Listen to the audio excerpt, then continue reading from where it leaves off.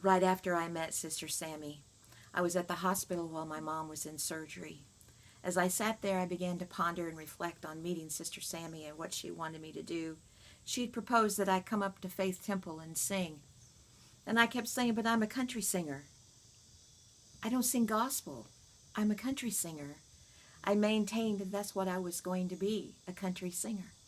But she was persistent, and every time I saw her, she said, when are you coming up to the barn? Well, as I sat there praying for God to heal my mom, I said, Lord, is that what you want me to do? Do you want me to go to Faith Temple? As I drove home, my mom was okay, and I was headed to go do the show, and I said, Lord, if that's what you want me to do, then give me some direction and give me a sign that I'm supposed to do that.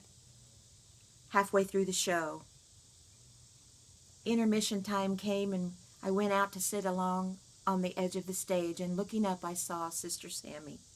She was walking down the aisle, coming towards me, and I jumped off the stage, and I met her halfway. And I said, I will come. And I knew right then that God had called me to sing gospel and to share the good news that Jesus is the Christ, the Messiah.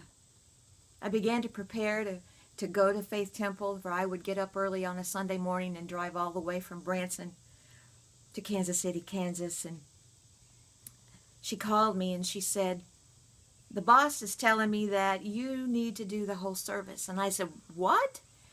I've never done that. She said, oh, you can do it. I've got confidence. You can do it. You pray about it. On that day, I took every song I knew. The hour was so short to me. It turned out that I sang for an hour and a half. As I sang gospel songs and I shared, I began to see that this was something in me that I needed to do.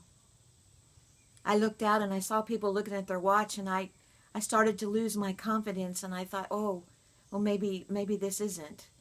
But that doubt wasn't of God. That was something else. As I finished at that hour, end of the hour and a half, I learned that a young girl, 14 years old, had accepted Christ into her heart. Sister Sammy was persistent.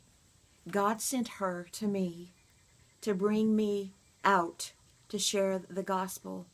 I know that this room and many people that aren't in this room have similar stories where Sister Sammy had a mission, and she went and she found you, and you accepted Christ as your Savior, or you accepted Christ and you also went into ministry.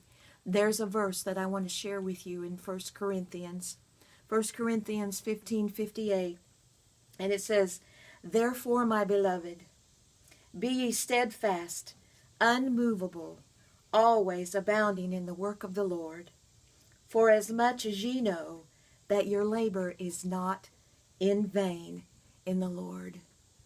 Her labor is not in vain. Her work is complete. She's with the Lord now. She's in that Glory Barn band. Oh, and it sounds great. I know it does. I love you, Sister Sammy.